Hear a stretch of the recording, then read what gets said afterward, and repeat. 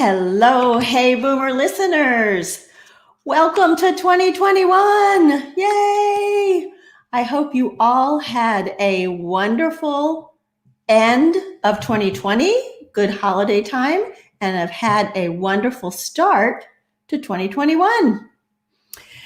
My final blog for 2020 was titled A Good Day. It got so many wonderful comments that if you haven't seen it, I would encourage you to go and look at it on the website, heyboomer.biz. But the main point of it was a reminder that we can find good in any day if we look for it. The truth is, we tend to find what we're looking for.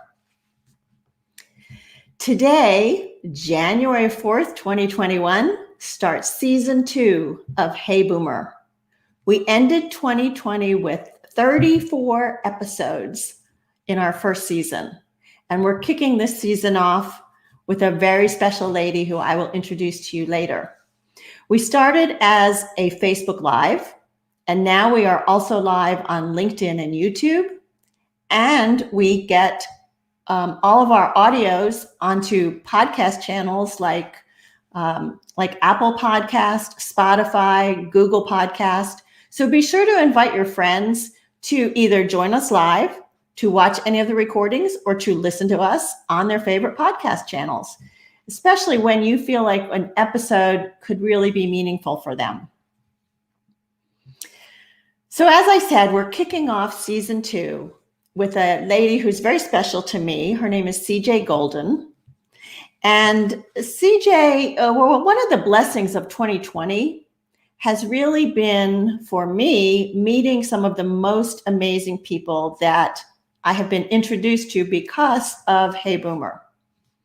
CJ is one of those people. And even though we've not met in person, I have to say that spending time with CJ is like a warm cup of tea with honey. It just, being in her presence feels so nurturing. And you'll see what I mean when you meet her. I want to tell you about our New Year's Eve party. We had so much fun. The Hey Boomer folks that came to the party, we danced, we dressed up, we celebrated, we learned about wines, we learned about wine regions, we had good food. Anybody who was at the Hey Boomer New Year's Eve party, give me a hey, yeah. And one of the things that we did at that party was we all came up with our word for the year for 2021. It was a very interesting exercise that we went through. And I have that exercise in a worksheet. And so if you are interested in coming up with a word for yourself for 2021, I would be happy to share that worksheet with you. It really helps you to think through what makes it meaningful and really relevant for you for 2021. So if you'd like to get a copy of that worksheet, just email me at wendy@heyboomer.biz. The only thing I would ask is that you then post a picture of yourself with your word onto the Hey Boomer Facebook page. And that will do two things. It will hold you accountable because now you've professed this to the public. And it also will help to motivate other people as they see the words that we share. I'm going to post mine later today. And I would encourage any of my guests that were at the Hey Boomer New Year's Eve party to also share their words on the Facebook page so that we can all feel motivated and encouraging of each of us as we strive to be the best we can be in 2021. And just a reminder, we love your comments. I'm loving to see all these comments that are coming in already. So please participate in this conversation, ask questions, share the positives that you're getting from this, and let us hear from you. I will certainly be watching the chat box, and I will share any questions with CJ as they come in. So let me bring CJ on.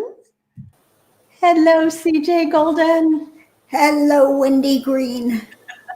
I am so glad to have you on this show today. Thank you. Let me do a brief introduction. Oh, okay, yeah. You already make me feel special by saying I'm special, but... Well, you are special, like that warm cup of hot tea. Well, or a bottle of Captain Morgan's or something. Yeah. In the tea. So CJ Golden has been a speech pathologist, an actor, and she is the author of The Tao of the Defiant Woman and Tao-Girls Rule for the teenagers. And then she followed these books up by becoming a motivational speaker who inspires all with her unique Tao and defiant spirit. She brings the ancient philosophy of the Tao to our modern day culture, and she helps women and girls travel an easier path through life as they find confidence, balance, and boldness in the world of challenges. CJ's latest book, One Petal at a Time, shares her adventure as caregiver to her husband after his cancer diagnosis and subsequent strokes. And it was only in retrospect that CJ recognized her Tao and defiant spirit was what eased her way through the challenges that she faced. And we're going to talk about that. So CJ, first of all, how's Joe doing? He's good. He's good. He's so good. Yeah. So the kids came over on their way from Upper Connecticut back to their home in Jersey. And they stopped in all masked up and distanced away. And we were discussing Joe's and my upcoming wedding anniversary and remembering that our 25th was in 2016. And that's when he had the diagnosis of the strokes. He had the diagnosis of the cancer, and 2016 is when the strokes took hold. And, one never knows what the future holds. And the future has been so good to us. And he's doing so well, and he's healthy, and we're people use this term a lot. We're blessed. I don't say it cavalierly. We are blessed. You are blessed, and you are a blessing.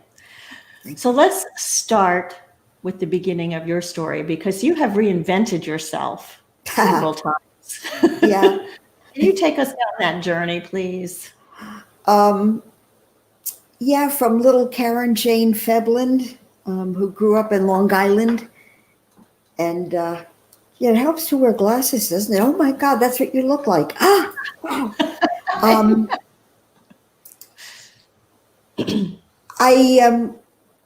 I was married after my sophomore year of college, graduated after my junior year, and went on to be a speech and hearing therapist, possibly the only one on the planet with a lisp. So all of my kids came out with a lisp. And from there, I decided I was going to be an actor because I had done a lot of local theater and ultimately earned my union cards, worked in New York, not Broadway, off Broadway.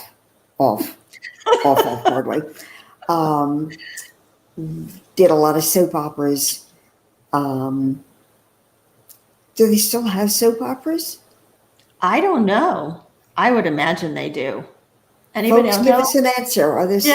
Do they still have soap operas? Wow. Moved out to LA, and I went back and forth from LA to New York. I loved the acting. I really did. And I do indeed want to get back into it at some point. I'm waiting for Betty White to retire. Yes. I'm coming right into her spot. And that was a wonderful change of pace for me and gave me back myself after I had been through a tough divorce and et cetera, et cetera, et cetera. And I found myself through the acting, really. Again, like I said, I will go back to it. But then I put that acting, whatever acting chops I have, into my writing and public speaking. The writing also was a component that had always been there. And I've always been interested in writing truthfully, honestly, and not holding back when I discussed topics that have been helpful to me. Moving from the writing, all of a sudden I'm a public speaker, and they call me a motivational speaker, an inspirational speaker. And again, the acting, the comfort in front of an audience, along with whatever I learned when I was a teacher. So everything followed suit. It all makes sense. As diverse as it all appears, it all works together. And now I wasn't sure what I wanted to do with my life at this point. If I wanted to continue writing, if I wanted to be on the speaking circuit anymore. And then here you are back in what, October? Yeah. Inviting me to be here today. And that's it. I'm back. I know.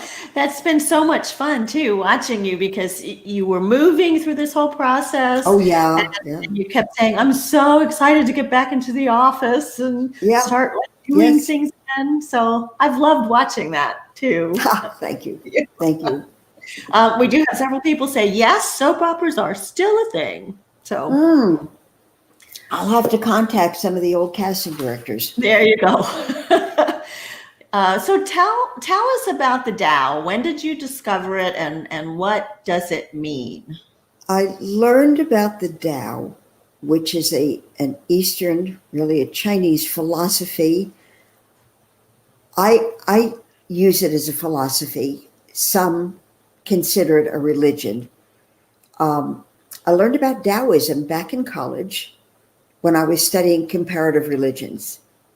And it was interesting, as was the whole course in learning about all the religions out there, and certainly not all of them. When I began writing my book for women, I wanted something that would show us acceptance of what happens in our lives, acceptance of the winding paths that we all travel, acceptance of the good, the bad, and the ugly. So to phrase a corner phrase. And all of a sudden I remembered Taoism. Had not thought of it, had not thought about it since those college days, and decided to take a trip back in time to my college courses and really study Taoism. I cannot say I'm a Taoist because I don't have enough knowledge, but I can say that I totally agree with this philosophy that teaches us to be, and please, I know it's going to sound corny, one with the earth. We all are one together with all of life. And when we try to start separating out, things don't work. Life becomes piecemeal. Yeah, and I heard you use the word acceptance. I think that's another thing that you mentioned in your book, that accepting the changes, accepting, the realities that we deal with, that's another part of the philosophy. That's a major part of the philosophy. Yeah, the word Tao really can't be translated into anything other than, if you're living the Tao, then it is the Tao. If you're part of the earth, then it is the Tao. And because of that, and due to that, and along with that, there are several principles that we follow. And one is day, T-E. And day is virtue of being the best you that you can be. That's not, oh, pat on the back, I just gave a lot of money to that charity. It's recognizing who you are and living as that person and not crumbling or folding or trying to be what somebody else thinks you should be. That's day. Then we have Zuran. Zuran is of itself so. It's things happen because they happen without us pushing. And then we have Wu Wei, which is, I think of it as like no way. Don't fight against it. You know, if this hand is here and this hand is here, and you start pushing against, if you have a situation and you're pushing against it, it's not going to work. You have to go with it. And so I get the word Tao, the defiant woman, being accepting and not being crumbling, but acknowledging. Yeah, I went through a divorce. I accepted it because I acknowledged what was going on in my life.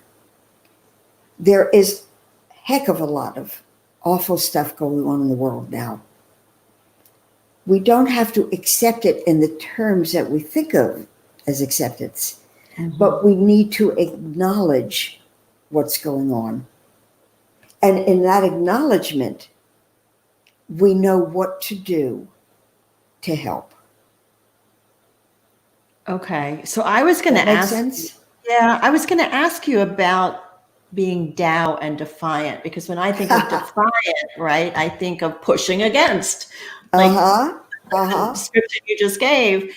And so how do you blend that to be Tao and defiant? It depends what you're defying. Tao and the Defiant Woman. Oh, and let me show you The newest one. I have the old one. The newest copy. Beep. Ta-da. Well, it says 5 brazen ways to accept what you must and rebel against the rest. If you defy something that's good, that's not a good thing. But if you defy something that is negative, now you have something positive. If you defy negativity, if you defy those things which would bring you down, if you defy those folks who would try to force you to be somebody else, then you're doing something positive. So what? It's a positive defiance. I guess we could, it sounds like an oxymoron, doesn't it? But it's, yeah. Well, and some of the things you said, like being the best you can be, would mean defying, in a sense, or acknowledging that people might want you to be something you're not, but this is who I am. So I can see it. And the way you explain it in the book, it definitely makes sense. It just does seem, when you hear the title, like. Well, yes, it's, and that's why I liked I would tell you, it was my first publisher who came up with that title. And I looked at it, I thought, Tao, the Defiant Woman. Well, okay, I like the alliteration, but yeah. And I recognize how much of what I write in the book has to do with defiance. Right. Has to do with defying the world and being who you were meant to be, if the world is trying to keep you from doing that. And even in And fashion, right? You're like, look, some of the stuff that they're putting out that they think older women should wear, it's like, yeah, what? No. So you're going to defy that and wear what you want to wear and what you're comfortable. exactly. Funny, my favorite mask now, right along the front of it says, um, oh, I don't remember the term exactly, but something like, just because I'm an old woman, don't think, don't underestimating me because I'm an old There you go. woman Yeah. is your first mistake. And that I love was, that. but we underestimate ourselves.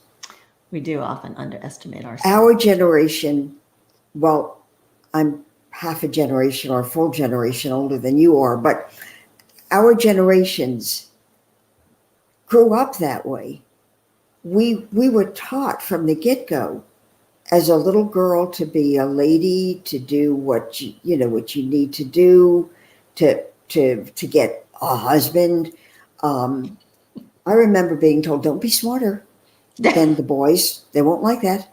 Um, that's that's how I grew up. Yeah, fortunately, That's what I was taught, and it's only as I started writing the book and started the process of discovery in learning what I needed to know to write the book did I recognize it's old, it's hogwash.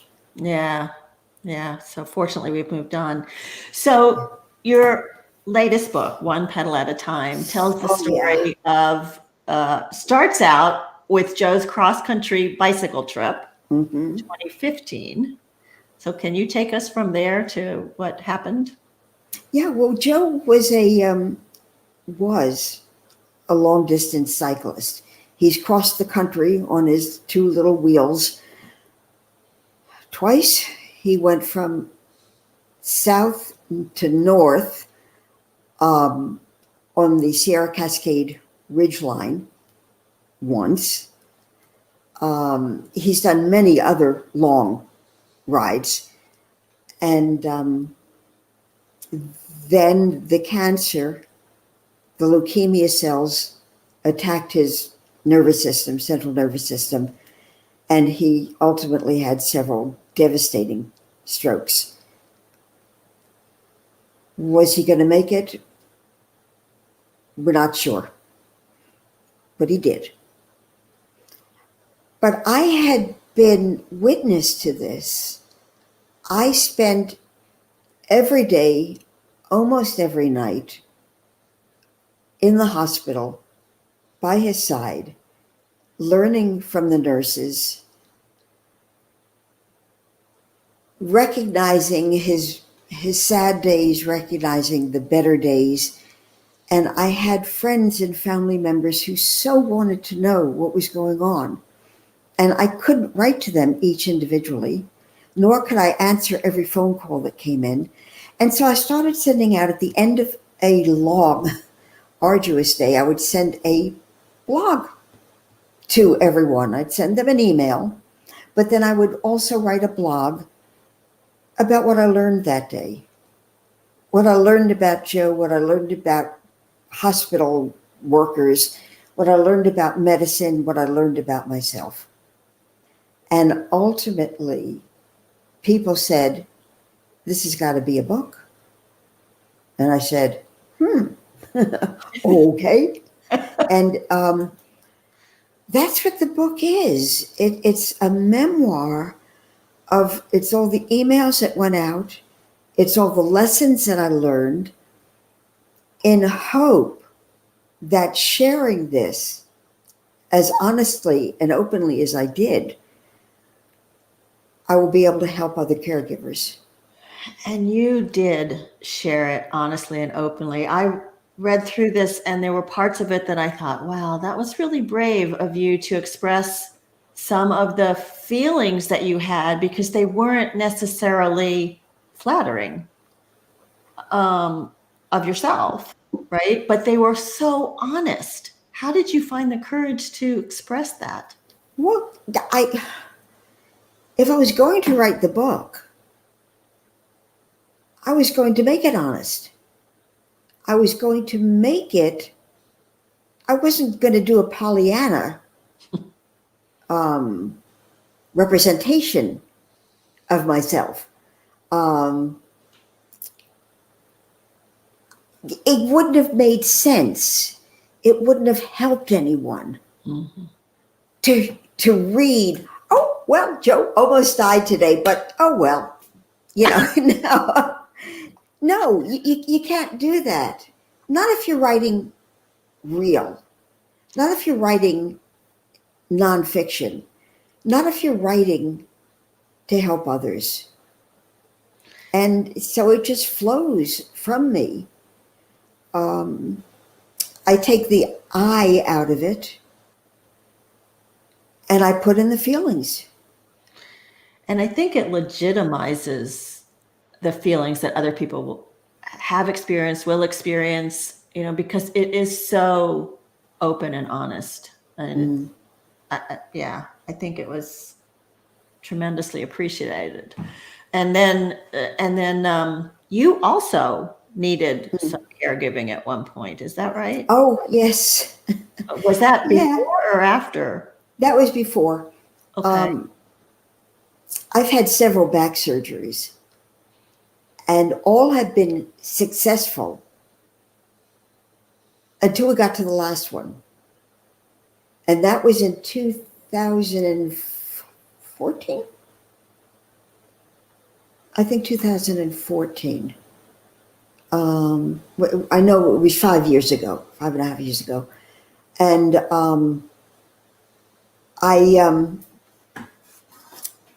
the surgery was very successful in that it eradicated the leg pain that had been created by the spine impinging upon the nerve going down my left leg. However, because I have osteoporosis, really osteopenia bordering on osteoporosis, after the surgeon closed me up and he had put in screws and nails and, pounded the bones, after he closed me up, a piece of bone went bing and cut into the nerve that goes down my left leg. Oh my gosh. Killing it. And it was unbelievably painful because a dead nerve tries to come back to life. Mine never did. Tries to come back to life, hits this, the center in the brain that's supposed to start operating the nerve, but it doesn't, and it reflects as pain. And Joe was wonderful. Boy, did he take good care of me. I was in rehab and the whole deal, but once I came home, and he would bring me my breakfast in bed. He would slather butter on a piece of gluten-free toast. This is slathering butter, folks. I used to do, what do you call it? What do you call it? When you do... Slathering butter? Not. I'll come up with that word. Anyway, but until one morning he walked in and he said, "This is your last breakfast in bed. You're getting up and walking to the kitchen table." Ta-da. And he knew just when to do that to me and how to get me to do that, because I could smell the butter on the toast. Ken says, "Did you mean miming?" But that's exactly, yeah. Thank you, Ken. So I'm just curious, though. Now you both have had the experience of being a caregiver. What have you learned about each other and about yourselves as caregivers? Well, I don't know that I've learned anything about Joe for him being my caregiver, because he came through the way I know Joe does come through and would come through, with care, with concern, with intelligent actions and reactions,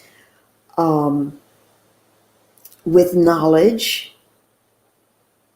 And this is the Joe that I know. And this is the Joe that took care of me. what I learned about myself is that, as Christopher Robin said to Pooh, you are braver than you think you are. You are smarter than you think you are. That always was true.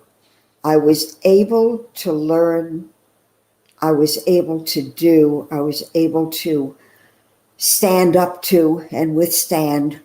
And yes, I fell apart a lot, as you read in the book. But I was able to pull myself back.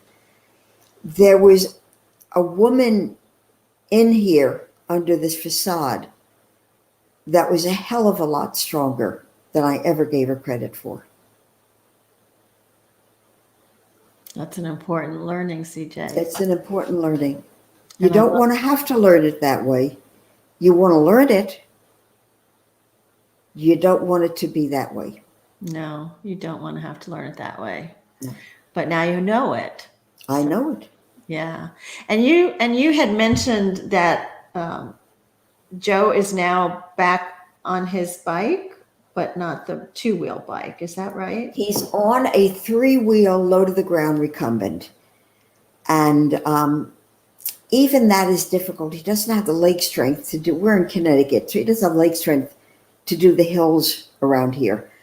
And when we go up to Vermont, he certainly doesn't have the leg strength to do the hills and mountains there. So he had the bike retrofitted with a motor. Oh, good. It never really worked correctly, and I am so on his case to get a new bike this spring that comes with the motor on it, that he'll be able to work and use and enjoy without it breaking down. Yeah. So share with me at the end here, you said Joe had said something about wanting to go to the beach, and you made this final, celebratory trip. And this Exactly. has to do with your anniversary too, right? Yeah. Yeah, we had, was it an anniversary? I guess it was. That part I didn't remember. But we had been to, on the West Coast, it's Anna Maria Island, which is just off of Sarasota. And we were there when our youngest daughter got married. And we're not Florida people. I need to say that up front. We are not. Sorry, anyone in Florida who's watching, bless you. Enjoy it. I'm just not a hot weather person. But we loved this little island, which is a throwback to the 50s. It's just wonderful. And lying in his hospital bed, when he was finally able to start speaking, he would say that he wants to go to Anna Maria Island. And I didn't know how I was going to make that work, but I have a very dear friend, very smart friend, who is dealing with the after effects of strokes that her husband has suffered. And I said, how do you go away with him? What do you do? And she gave me all the things that make so much sense. Mm-hmm. Pack your clothing in cartons and UPS them in advance. Oh, good idea. Make sure you have, that the place you're staying doesn't have stairs. I mean, this is all common sense stuff that you don't think of everything. The UPS part was brilliant. And with her help and my desire to make this dream come true for Joe, we did it. In the January, as he was still recovering, we didn't need a wheelchair all the time, but he was using a walker. But we also brought a cane for him to start maybe being able to progress to a cane, and we made it. And we got to Anna Maria Island, and we checked in at the hotel, and we walked the half a block to the beach, and I saw him standing on the beach. There's a photo of that in the book. Yep, there that is. Was just fabulous. Yeah, was that's a fabulous. great story. And you are braver than you believe. I think we all are. Yeah. We all are. So talking about dreams, Hmm. I always like to end my show, and this isn't the end, but I'm switching it up a little bit this time. But I always Okay. like to end the interview, let's say, with a quote from C.S. Lewis. And he says, "You are never too old to set another goal or dream a new dream." So my question for you, CJ, is what are you dreaming about for the next 6 to 9 months? My dream, my desire is to continue that which I have desired. And every year I get a little closer to the goal. I want to resign as manager of the universe. Truly, I want to, even though I understand Tao, I want to even more than I have let things happen and take them as they come and work with what I'm given, both physically, emotionally, mentally, and the scene that I'm presented with. I want to stop designing my world to be what I think it should be. Or if I have hopes, and I do. I have visions, but I also want to recognize that they might not all come true. Mm-hmm. And it's okay. That's a beautiful dream. Now we are dreaming something together Mm-hmm. that we Mm-hmm. thought about sharing with the group to see what they think of this idea. So back several months ago, CJ had thought about starting a podcast called The Caregivers Bakery. And she had somebody that was going to co host with her, and that didn't work out. So I was talking to CJ, I don't know, a week, 2 weeks ago, and I said, "Oh, I love doing these podcasts. I'll co host it with you." So we are now considering doing a podcast called The Caregivers Bakery, where we will be talking about caregiving, obviously, sharing recipes, right? Uh, Mm-hmm. yeah, so we are in the process of seeing how we can work that out, but we would love to hear from you all about your thoughts on that. And if you think that would be something of interest and valuable and useful for lots of people, because that's really what CJ and I are both about, helping people. Yeah. So we'd love to hear. Yeah. The idea being that you can't be caregiver 24/7, and people say take time for yourself, and nobody ever told me how to take time for myself. If somebody had said put a loaf of bread in the oven and bake it, that's something I could do, and then sit down and enjoy it. That's something tangible. It gives us time for ourselves to do the baking, the cooking, to make the product, but then to sit down on our own somewhere far away from everyone else in the house and enjoy it. And Yeah, that's what the hope of the Caregivers Bakery I love brings. it. And Kathy says she loves your tagline, "You can get bitter or you can get better. The choice is yours. Choose wisely." Mm-hmm. Yeah, I love that. Well, thank you so much for being my Thank you. guest today. Thank you. Thank you. This has been so good. This has And been a wonderful way to get back into life other than building a house. yeah, that was a challenge for sure. Yeah. So CJ has graciously offered to the first Mm. 3 people that email me, and I'll post that email up here again. So it's Wendy at heyboomer.biz. email me that you would like to get a copy of One Petal at a Time. And she has graciously offered to send that out to you.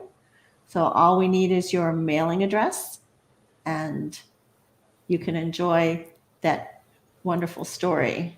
So, And Wendy, may I just insert sure. my website, Yes. cjgolden.com. There you go, cjgolden.com. And from there, you can hop off to the women down Defiant, or to the same work that I do, scaled down to 14 to 18-year-old girls, and to One Petal. Great. Thank you. Thank you. So let me tell you about our guest for next week. Next week, we're going to talk about book writing. And on my very first show, I closed with, we all have stories to tell. But do we all know how to tell them in a book form?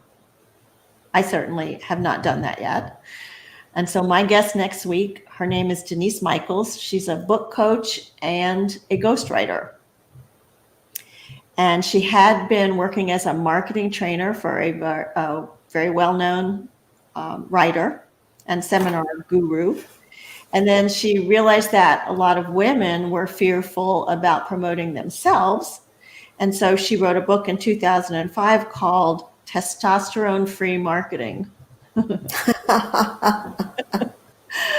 And that became a fairly popular book. But then a lot of people were saying to her, you know, we need your help. We want to write a book. How did you do it? And so she, in 2015, switched over to becoming a book coach and a ghostwriter.